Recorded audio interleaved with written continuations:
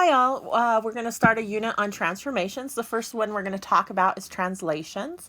Our essential question is, how do you complete a translation?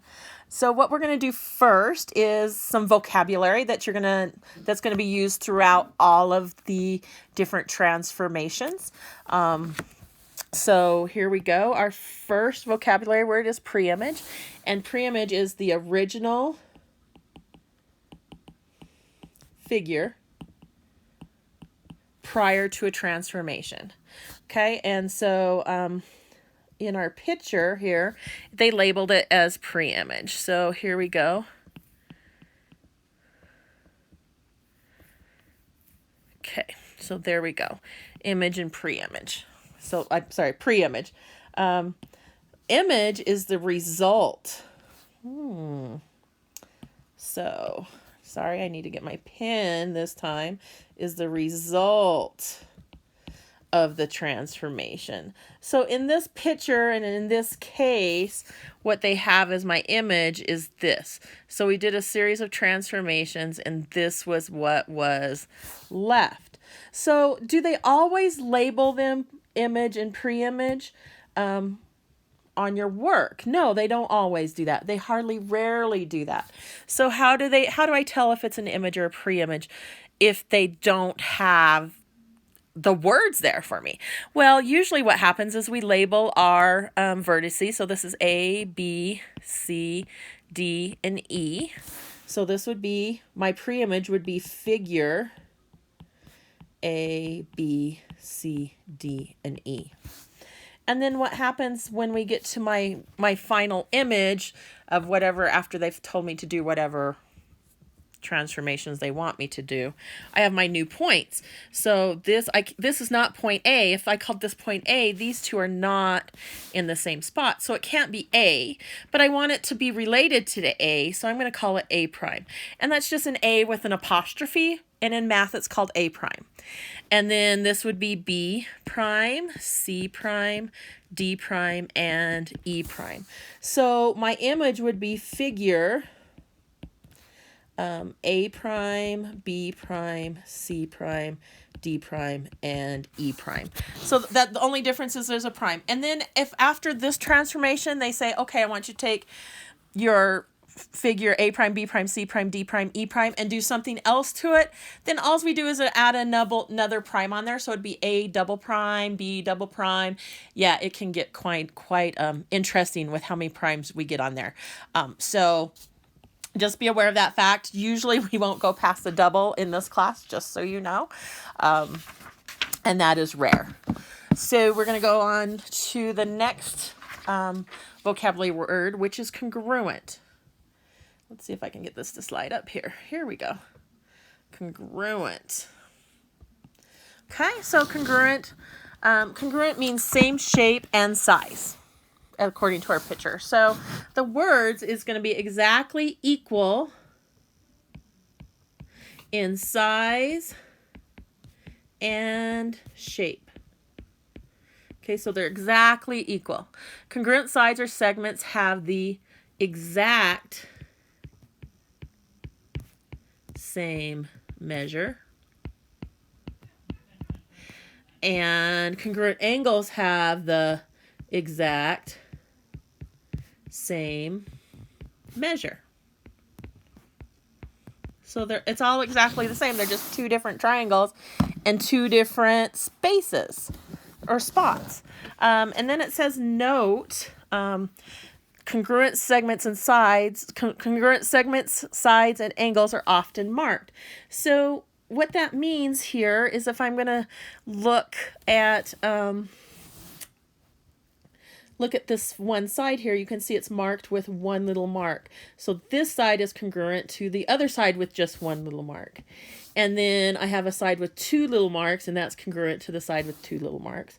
And then I have one with three little marks, and it's congruent to the one with three little marks. Now we can do the same thing with our angles. I have an angle here marked with one little arc, and that's congruent to the other one with the same little arc. If I could move those triangles on top of each other, you would see they're exactly the same, which is kind of nice.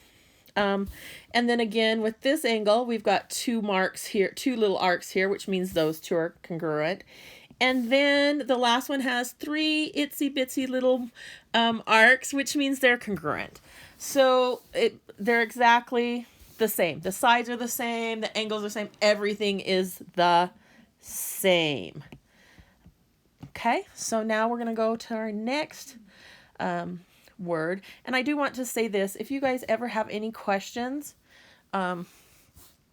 please ask your teacher or an instructor somewhere, and we will be able, well, not just any instructor, but a math teacher, and they will be able to help you with all of this, okay? Just on a side note there.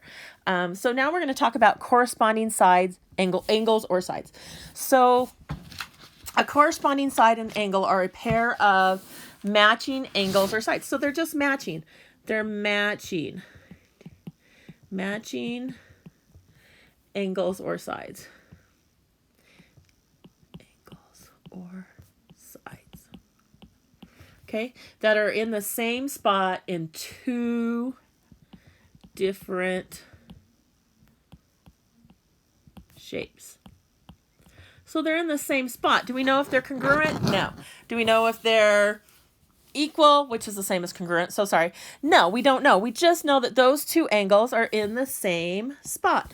So if we're looking at triangle ABC and triangle XYZ, we know that this angle and this angle are in the exact same spot in that triangle. Okay? Just like if we look at the sides, side JK is in the same spot as side RS in the shape. And if you look at the shapes, you can tell that they're similar to each other, very close to being congruent.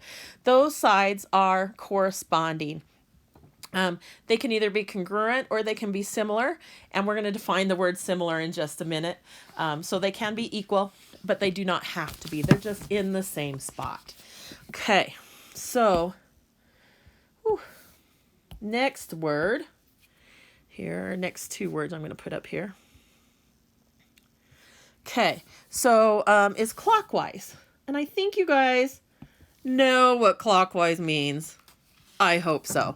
But I know that some of you don't read analog clocks very well, so we're going to talk about it. So it's the direction that the hands of a clock move. So if I'm looking at this clock, the hands of my clock move this way. So that means it's clockwise. Okay? And counterclockwise is opposite the direction. Opposite the direction